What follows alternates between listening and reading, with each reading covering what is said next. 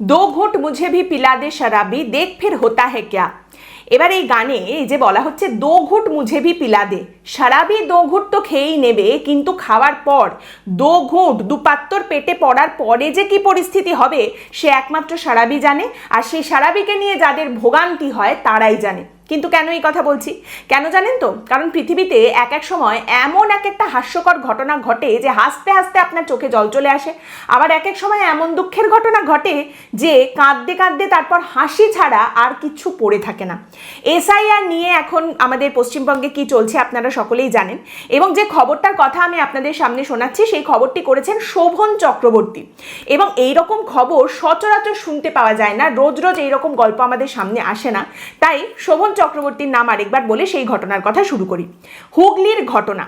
এবার সেখানে ব্যাপারটা হচ্ছে, আপনারা জানেন যে এসআইআর হচ্ছে, নির্বাচন কমিশন এসআইআর করছে ভোটার তালিকা থেকে জল বাদ দেওয়ার জন্য, কিন্তু সেই এসআইআর এর মধ্যেই এবার মিশে গেছে 30 ml থেকে গোটা বোতল, এবং বোতলের মধ্যে যে মদটা ছিল সেটা সস্তাই ছিল, কিন্তু মাস্টার মশাই একজন যিনি বিএলও হিসেবে কাজ করছেন, প্রেস্টিজ ইস্যুতেই মনে হয় লিখে দিয়েছেন ড্রিঙ্কিং ওয়াইন।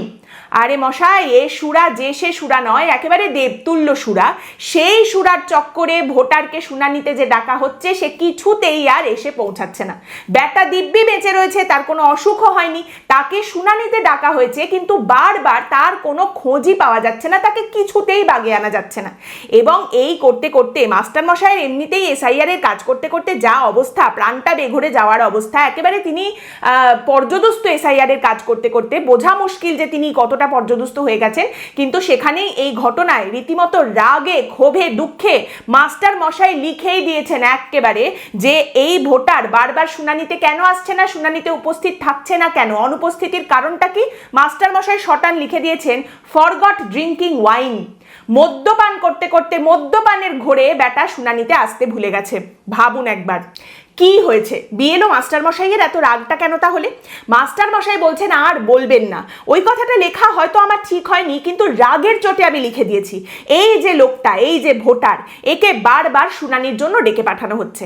এবার প্রথম দিন শুনানির জন্য সে যায়নি কেন? বিএলও মাস্টারমশাই তিনি বলছেন শুনানির দিন সকালে আমি খবর পাচ্ছি যে ওর গ্রামে কে একটা মারা গেছে, এবং বলা হয়েছে যে শ্মশানে যদি তুমি যাও ওদের সঙ্গে, মৃতদেহ নিয়ে যদি শ্মশানে যাও, তাহলে ফ্রিতে তোমাকে মদ খাওয়ানো হবে, ফ্রিতে মদ খেতে পারবে। এবার সে বেটা শুনানির ডাক পাওয়ার পরেও সেদিন শুনানির জন্য যেতে হবে জেনেও সেই সমস্ত কিছু বাদ দিয়ে ফ্রিতে মদ খাওয়ার জন্য সেই মৃতের পরিবারের সঙ্গে শ্মশানে চলে গেছে। এইবার আপনি প্রশ্ন করবেন, ফ্রিতে মদ খাওয়ানো হবে শ্মশানে নিয়ে যাওয়ার জন্য? এ আবার কেমন ব্যাপার? এটাও একটা ব্যাপার, এটাও একটা স্কিম। অ্যাপারেন্টলি যে এলাকায় এই ঘটনা ঘটেছে সেখানে কেউ মারা গেলে সাধারণত বৈদ্যবাটি হাতিশালা ঘাটে মৃতদেহের শেষকৃত্য করার জন্য নিয়ে যাওয়া হয়, কারণ সেখানেই কাছাকাছির মধ্যে একখানা মাত্র বৈদ্যুতিক চুল্লি রয়েছে। এবং এটাও সর্বজন বিদিত বিষয় যে গ্রামের লোকজন মৃতদেহ নিয়ে ওই চুল্লিতে, ওই বৈদ্যবাটি হাতিশালা ঘাটে যাওয়ার আগে সাধারণত বৈদ্যবাটি চৌমাথা মোড় অথবা দিল্লি রোডের নেতাজি মোড়ে দাঁড়িয়ে প্রথমে শ্মশান যাত্রীরা মদ্যপান করেন, তারপর তারা শ্মশানের উদ্দেশ্যে রওনা হন। এবং এই যে মদ্যপান, শোকের মদপান বা শোকের সুরার যে খরচ, এটা সাধারণত যিনি মারা গেছেন তার পরিবারের তরফ থেকেই দেওয়া হয়, এবং এটাকেই ফ্রিতে মদের লোভ বলে বিএলও মাস্টারমশাই বলছেন। এবং সেই মদের লোভে সেই ব্যক্তি এসআইআর এর শুনানি সমস্ত কিছু পাটে তুলে দিয়ে একেবারে চলে গেছেন শ্মশানে। তো মানুষ মারা গেছেন, তারপর মদ খাওয়া যাচ্ছে। মদ খাওয়া হলে নিজের চিন্তাই থাকে না, দেশের দশের চিন্তা তো অনেক দূরের কথা।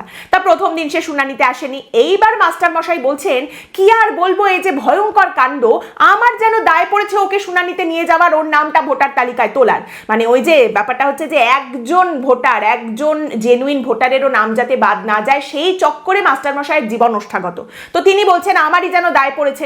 দ্বিতীয় দিন যখন ওকে শুনানির জন্য ডাকা হয়েছে, দ্বিতীয় দিন যেদিন শুনানিতে যেতে হবে সেদিন সকালে আমি খবর পাচ্ছি সেদিনও কোথায় একটা পড়ে রয়েছে, মদ্যপান করে মদের ঘোরে মাতাল হয়ে কোথাও একটা পড়ে রয়েছে। এবার দুদিন শুনানির জন্য যে যায়নি, তৃতীয় দিন তাকে আবার ডাকা হয়েছে। তা দুদিন শুনানিতে কেন অনুপস্থিত হয়েছে তার কারণ বলতে হবে। সেই কারণের জায়গাতেই মাস্টারমশাই বলছেন যে দুদিন পর পর যখন যায়নি এবং দুদিনই এই মদের জন্য, মদ্যপানের জন্য যখন যায়নি, তখন রেগে মেগে আমি আসল কারণটাই লিখে দিয়েছি ফরগট ড্রিঙ্কিং ওয়াইন, মদ খেতে খেতে মদ্যপানের ঘোরে ভুলে গেছে। এই হচ্ছে কেস। এবং সব থেকে মজার বিষয়টা হচ্ছে ওই একই বুথে পরের জনের নামের পাশে যখন লেখা হচ্ছে কারণ যে তিনি কেন অনুপস্থিত রয়েছেন, সেখানে কারণ হিসেবে লেখা রয়েছে বমি। ব্যাস এইটুকুই, বমি। কি কারণে তার বমি হয়েছে সেসব অবশ্য লেখা নেই। আর এই সমস্ত কিছুর মধ্যে দিয়ে যাকে যেতে হচ্ছে সেই মাস্টারমশাই বিএলও, তার যা অবস্থা তিনি বলছেন, মানে এই শেষ কয়েক মাসে যা অভিজ্ঞতা হয়েছে এসআইআর এর কাজ করতে গিয়ে, সেখানে মাস্টারমশাই বলছেন কি আর বলবো বলুন, শেষ কয়েক মাসের চিন্তা মাথায় এলে মনে পড়লে চোখে জল চলে আসে, এমন অবস্থা। প্রতিবেদনে বলা হচ্ছে গোপনীয়তার স্বার্থে হুগলির সংশ্লিষ্ট বিএলওর নাম, বিধানসভার নাম বা যে ভোটার সম্পর্কে এই মদ্যপানের ঘোরে কথাটা লেখা হয়েছে তার তথ্যপঞ্জি এই প্রতিবেদনে উল্লেখ করা হলো না। কিন্তু শেষ পর্যন্ত হলোটা কি? এই রিপোর্টটার মধ্যে তো আমি ভীষণ রকম একদম ইনভেস্টেড, শোভন চক্রবর্তী যে কথাটা লিখেছেন, এরপর হলো কি? এই ভোটার সে কি আদৌ তৃতীয়বার শুনানিতে গিয়ে পৌঁছালো? ক্ল্যারিটির অভাব হবে না তো? এরপরে জানা যাচ্ছে তৃতীয়বার যখন যে দিনটা দেওয়া হয়েছিল সেই ভোটারকে শুনানিতে যাওয়ার জন্য, সেদিন সেই ভোটার গিয়ে উপস্থিত হয়েছে এবং সেখানে গিয়ে সেখানকার আধিকারিককে সেই ভোটার বলছে যে সে নাকি তারাপীঠে পুজো দিতে গিয়েছিল। এইটা শুনে সেই বিএলও মাস্টারমশাই তিনি বলছেন যে বিশ্বাস করুন, মানে কাতর কণ্ঠে মাস্টারমশাই বলছেন বিশ্বাস করুন এই কথাটাও মিথ্যে, আমি জানি ওখানে দাঁড়িয়েও মিথ্যে কথা বলছে, কারণ আমি তো ওকে দেখেছি এলাকাতে, রোজ ওকে দেখেছি, এখানেই ও ছিল, কোথাও না কোথাও ঘুরে বেরিয়েছে, কিন্তু শুনানিতে আসেনি। এরপর এই ভোটারের নাম উঠলো কিনা ভোটার তালিকায় সেটা কিন্তু ভীষণ ইন্টারেস্টিং একটা বিষয় থাকবে। আমি জানি না সেরকম ফলো আপ রিপোর্টের পরে আসবে কিনা। তবে এই একজন মাত্র ব্যক্তি যার ক্ষেত্রে এরকম ঘটনা ঘটেছে তা কিন্তু নয়। এই একই বিধানসভায় আবার দেখা যাচ্ছে কোথাও একজন ব্যক্তি তিনি শুনানিতে উপস্থিত হননি, তার কারণটা কি হিসেবে অন্য আরেকজন বিএলও তিনি লিখেছেন ড্রাঙ্কার্ড, একেবারে মানে মাতাল লোক, সে মদ পান করার জন্য আসেনি, কারণ হিসেবে লেখা রয়েছে ড্রাঙ্কার্ড। আর এই ঘটনা পশ্চিমবঙ্গের একাধিক জায়গাতে ঘটছে।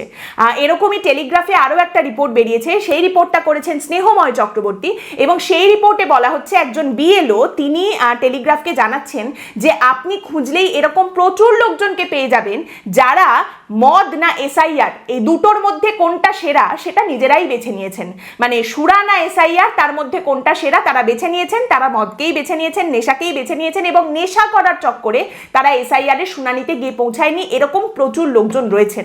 তারই সঙ্গে বিএলও ঐক্য মঞ্চের স্বপন মণ্ডল, তারও সেই একই হিসাব, তিনি বলছেন শুধু আমি না, আমার অনেক কলিগরা রয়েছেন যারা এই কাজ করছেন, তারাও বিভিন্ন জায়গায় এরকম বেশ কিছু মানুষকে পেয়েছেন, সংখ্যাটা খুব বেশি না হলেও আছে, বেশ সিগনিফিকেন্ট নাম্বার এরকম রয়েছে ভোটারদের যারা নেশা করার জন্য এসআইআর এর শুনানিতে যাননি। একজন সমাজকর্মী তিনি বলছেন যে এই লিকুইড নেশা হোক বা পাতার নেশা হোক বা ধোঁয়ার নেশা হোক, যাই নেশা হোক না কেন, একবার যখন একজন ব্যক্তি এইভাবে নেশার মধ্যে নিমজ্জিত হয়ে যান তখন তিনি একেবারে একটা অন্য জগতের বাসিন্দা হয়ে যান, যার কাছে এসআইআর এর মতো একটা গুরুত্বপূর্ণ প্রক্রিয়া, ভোটার তালিকায় নাম উঠবে কি উঠবে না সেই প্রক্রিয়াটাও অত্যন্ত নগণ্য হয়ে যায়, সেটাকেও সিরিয়াসলি নিতেই পারে না। আমাদের এই পশ্চিমবঙ্গের ভোটের সঙ্গে এক বোতল মদ বা এক বোতল বিরিয়ানি এগুলোরও তো বেশ নিবিড় সম্পর্ক রয়েছে। এখনও পশ্চিমবঙ্গের অনেক জায়গায় এক বোতল মদ আর এক প্যাকেট বিরিয়ানি দিয়ে ভোট তুলে আনার কথা বলা হয়। এখন দিনে যারা খাচ্ছেন, রাত্রিবেলা সেই পার্টি ওয়ার্কাররা প্রত্যেকে যে একটা বোতল করে মদ অন্তত পাবেন, এটাকে তারা নিজেদের অধিকার হিসেবে ভেবে নিয়েছেন। তো এই বিষয়টা যখন রয়েছে, ভোটের সমস্ত প্রক্রিয়ার সঙ্গে যখন মদ্যপান বা সুরাপান এতটা ওতপ্রোতভাবে জড়িয়ে রয়েছে, তখন এসআইআর এর মতো একটা প্রক্রিয়ার সঙ্গে যে এটা জড়িয়ে যাবে সেটাই তো স্বাভাবিক। দেখুন, এই নির্বাচনের আগে এখন অনেক নতুন নতুন জিনিস দেখা যাবে, অনেক নতুন নতুন জিনিস জানা যাবে। এই যেমন দেখুন, একটা নতুন জিনিস এই নির্বাচনের আগে আমরা জানতে পারলাম, এখন জানা যাচ্ছে যে অভিষেক বন্দ্যোপাধ্যায়ও কবিতা লেখেন এবং সেটাও এসআইআর এর চক্করে সামনে উঠে এসেছে। এই যে যেমন কবিতা বিষয়টা দেখুন, এটাও কিন্তু আমাদের রাজ্যের শাসক দলের সঙ্গে একেবারে ওতপ্রোতভাবে জড়িত।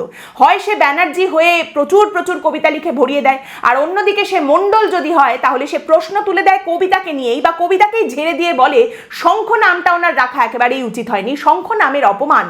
এখনো বলছি, বাংলায় উন্নয়ন রাস্তাতেই দাঁড়িয়ে আছে। এখন জানা যাচ্ছে 28শে ফেব্রুয়ারি ফাইনাল ভোটার লিস্ট বেরোবে, তারপরে আর কোনো রকম কিছু করার, কোনো ছাড় দেওয়ার জায়গা নির্বাচন কমিশনের কাছেও থাকবে না, কারণ এরপরেও যদি আবার পিছোতে হয়, আবার যদি খানিকটা ছাড় দিতে হয়, সময় দিতে হয়, তাহলে কিন্তু ভোটের কাজ অনেক বেশি গন্ডগোল হয়ে যাওয়ার সম্ভাবনা রয়েছে। যত ফাইনাল লিস্ট বেরোনোর সময়টা পিছোবে, তত কিন্তু নির্বাচনী প্রক্রিয়ার ক্ষেত্রে চ্যালেঞ্জটা আরও বেশি বাড়বে, হয়রানি আরও বাড়তে পারে, গন্ডগোল হওয়ার সম্ভাবনাও আরও বাড়তে পারে। নির্বাচন কমিশনের তরফ থেকে পরিষ্কার জানিয়ে দেওয়া হয়েছে 7ই মের মধ্যে পশ্চিমবঙ্গে নতুন বিধানসভা তৈরি করতে হবে। অর্থাৎ বিষয়টা হচ্ছে যে এই 28শে ফেব্রুয়ারি ফাইনাল লিস্টটা যদি নির্বাচন কমিশন বের করে ভোটার লিস্ট, তাহলে সঙ্গে সঙ্গে কিন্তু নির্বাচনী প্রক্রিয়াটা শুরু হয়ে যাবে, এরকমই একটা পরিস্থিতি তৈরি হয়েছে। এবার 28শে ফেব্রুয়ারি যে ফাইনাল ভোটার লিস্ট বেরোবে সেদিকে তো আমাদের চোখ থাকবেই, কিন্তু তার আগে আরেকটা তারিখ 25শে ফেব্রুয়ারির দিকেও কিন্তু অবশ্যই আমাদের চোখ থাকবে, যেদিন আমাদের রাজ্যের পুলিশকে একটা প্রশ্নের উত্তর সুপ্রিম কোর্টে দিতে হবে। যে প্রশ্নের উত্তর দেওয়া থেকে আমাদের রাজ্যের পুলিশ বারবার পাকাল মাছের মতো বেরিয়ে চলে যাচ্ছে, আর সেটা হচ্ছে পশ্চিমবঙ্গের বেশ কিছু জায়গায় এসআইআর সংক্রান্ত আপত্তি জানানোর ফর্ম পুড়িয়ে দেওয়ার অভিযোগ উঠে এসেছে। সেই নিয়ে এখনো এফআইআর কেন করা হয়নি সেই প্রশ্ন কিন্তু পুলিশকে করা হয়েছে। তারই সঙ্গে বিভিন্ন জায়গায় যেখানে হিংসার পরিস্থিতি তৈরি করা হচ্ছে, এসআইআর এর কাজে বাধা দেওয়া হচ্ছে, বিভিন্ন আধিকারিক যারা কাজ করছেন হেনস্থার সম্মুখীন তাদের হতে হচ্ছে, শাসক দলের লোকজন বিভিন্ন জায়গায় এসআইআর এর কাজটাকে বাধা দিচ্ছেন, এই যে পরিস্থিতিগুলো দেখতে পাওয়া যাচ্ছে, সেক্ষেত্রে পুলিশের তরফ থেকে কি পদক্ষেপ নেওয়া হয়েছে, কেন পদক্ষেপ নেওয়া হয়নি, এই উত্তরগুলো কিন্তু রাজ্য পুলিশকে দিতে হবে। এখন বিষয়টা হচ্ছে রাজ্য পুলিশ যদি জবাব দেয় তাহলে কি জবাব দিল সেটা তো দেখার মতো একটা বিষয় থাকবেই, এবং তারই সঙ্গে দেখার বিষয় যে আদৌ 25শে ফেব্রুয়ারি কি রাজ্য পুলিশ জবাবটা দেবে, নাকি আবার তারা পাকাল মাছের মতো বেরিয়ে চলে যাবে, আবার শুনানির দিন পিছিয়ে যাবে এবং আবারও পুলিশের জবাব না দেওয়ার একটা নতুন কারণ এসে উপস্থিত হবে। বর্তমানে পশ্চিমবঙ্গে যে প্রতিকূলতার পরিস্থিতি তৈরি হয়েছে না, সেখানে কিছু লোকজন রয়েছেন যারা খালি অন্যের ওপরে দোষ চাপিয়ে দিয়ে নিজেরা খুশি থাকতে চান। আরে ও তো কাগজ দেখাবে না তাই লাইনে দাঁড়াতে চায় না, ও তো বাংলাদেশে অনুপ্রবেশকারী নিশ্চয়ই সেই জন্য লাইনে দাঁড়াবে না বলছে, সেই জন্য এত লাইনে দাঁড়াতে হচ্ছে কেন সেই নিয়ে অভিযোগ করছে। আরে বিএলও হয়রানির কথা বলছে মানে এ তো বিএলও ফেরেববাজ, বিএলও ফাঁকিবাজ, বিএলও কাজ করতে চায় না, এই বিএলওটা নিশ্চয়ই চটিচাটা, এইরকম করে দাগিয়ে দেন। কিছু লোকজন রয়েছেন যারা ক্রমাগত দাগিয়ে দেন। আজকের এই যে ঘটনার কথা আপনাদের শোনালাম সেটা এই কারণেই যে হাতের 5টা আঙুল সমান হয় না, সেরকমই সব পরিস্থিতিও সমান হয় না, তেমনি যারা কাজ করছেন প্রত্যেকে একই রকম এমনটাও হয় না। সমস্ত বিএলও যারা অভিযোগ করছেন হয়রানির, হেনস্থার, যারা কাজের চাপের অভিযোগ করছেন, যারা বলছেন যে আনপ্রেসিডেন্টেড ঘটনা, এরকম ঘটনা এর আগে ঘটেনি, সে সমস্ত আমাদের দেখতে হচ্ছে এবং হ্যান্ডেল করতে হচ্ছে, সেই অভিযোগগুলোর কথা যারা বলছেন, নিজেদের হয়রানির কথা যারা বলছেন, তারা প্রত্যেকে খারাপ, তারা প্রত্যেকে ফাঁকিবাজ, ফেরেববাজ এবং তারা প্রত্যেকে চটিচাটার, প্রত্যেকে কুৎসা করার জন্যই খালি এসব কথা বলছেন, এমনটা হতে পারে না। তাই মানুষের জীবনে না অনেক সমস্যা রয়েছে, অনেক রকম গন্ডগোল রয়েছে, খুঁচিয়ে খুঁচিয়ে সেখানে সমস্যাটা বাড়াতে যাবেন না। আজকের পর্ব এখানেই শেষ করছি। আপনাদের মতামত অবশ্যই জানাবেন। পরের দিন দেখা হবে অন্য একটি বিষয় নিয়ে আলোচনায়। ভালো থাকবেন।